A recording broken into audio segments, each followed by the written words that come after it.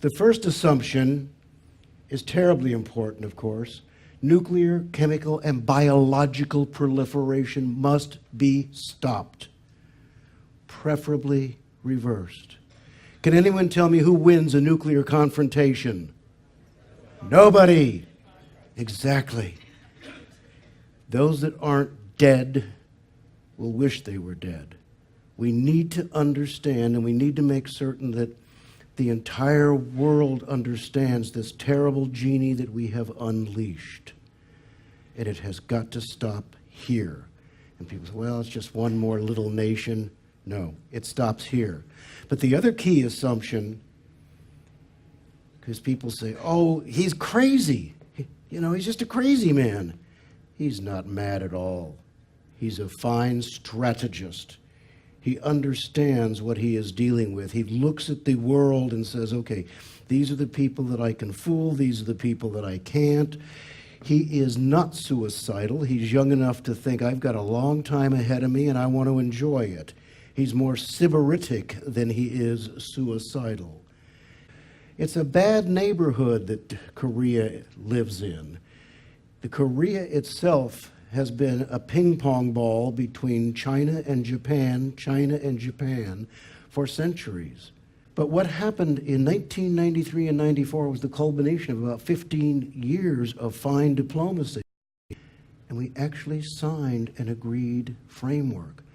And they were actually willing to comply with it.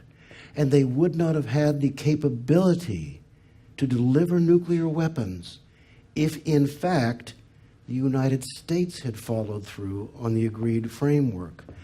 But we became distracted by a number of other things, and then in 2001, of course, 9/11, everything changed. Our focus immediately changed to the Middle East and so on, and we lost that opportunity.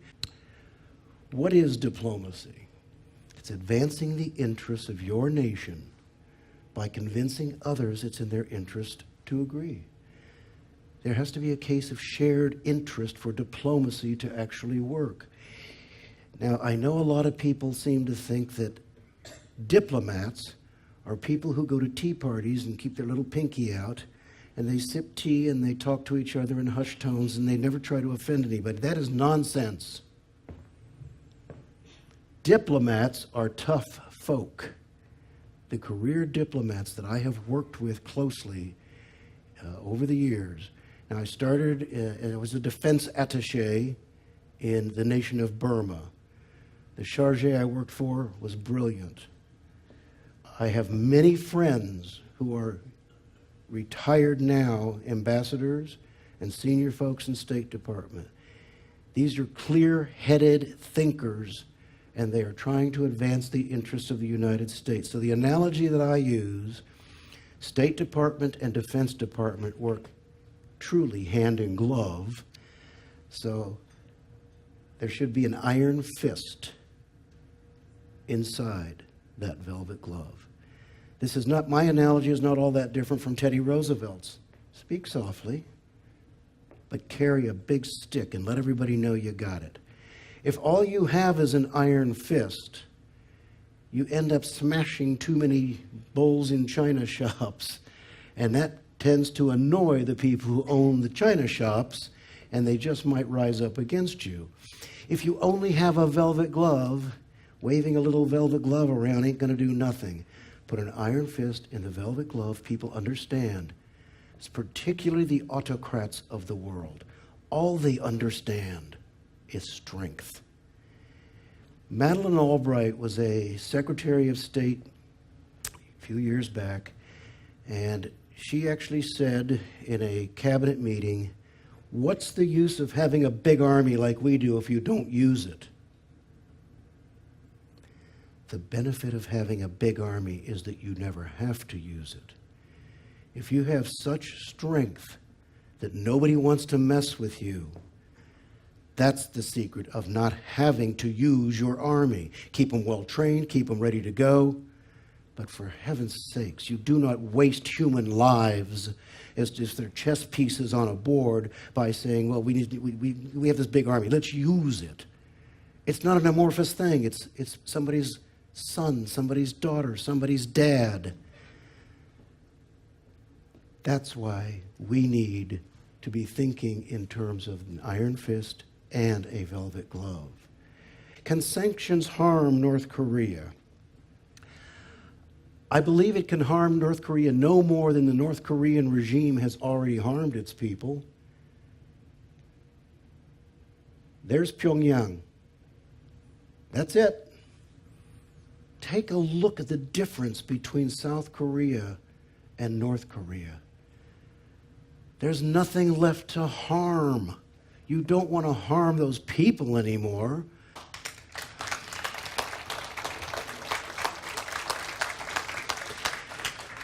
I had the opportunity, I was invited to a little party in Iraq and Kuwait a few years back, the first Gulf War, and my wife was not my wife at the time, parenthetically, and we were seeing each other. She was living in Honolulu and I was living on the mainland, and she was supposed to come in that weekend, and she said, honey, I can't really make it till Saturday night, and I said, well, you have to be here by Wednesday. Why would I have to be there by Wednesday? Because I deploy in 72 hours. And she said, as someone who has never been around the military, they can't do that. Veterans, can they do that? Yeah, they can do that. They do that a lot. Well, at least in my lifetime. So we went there and we fought to liberate Kuwait. But to its discredit today, instead of saying thank you, Kuwait says 30% of their workforce is effectively slaves from North Korea. All the money that these people make is shipped back to the Kim Jong-un regime. 30% of their workforce. Sorry to quote myself in an article I wrote once before, but it is not the role of a great nation to be everybody's best friend forever. Why do some of our politicians believe that? Well, they don't like us. So what? If I have all the autocrats in the world disliking me, I would consider my job as a politician or a diplomat to have been well done. They don't have to like me. They have to know that I have the capability to defend my nation and my allies. What is it good for? It ain't good for nothing, so you got to exhaust all your options first. That was to refresh diplomacy, effective sanctions.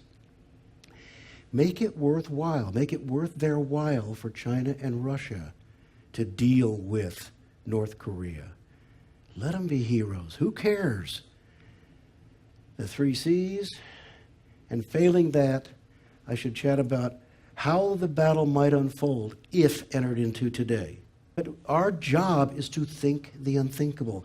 State Department, working hand in glove, iron fist and velvet glove, we have the responsibility to think the unthinkable. Let's say the North Korea launched a conventional missile. Folks, the result's the same.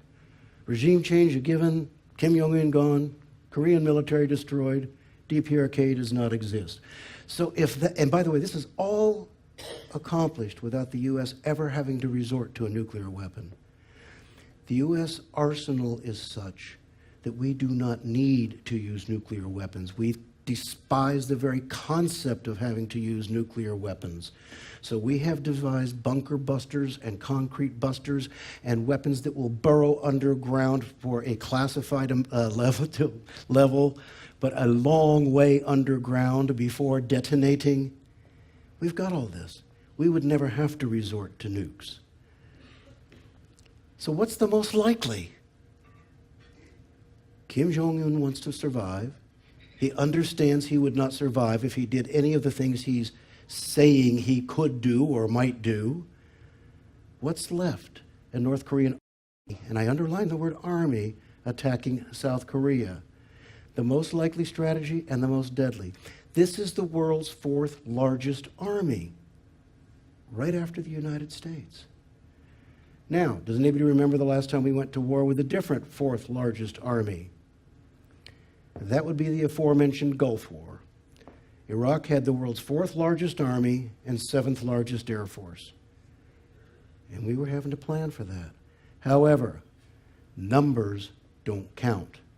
Capabilities. I hope it never comes to this.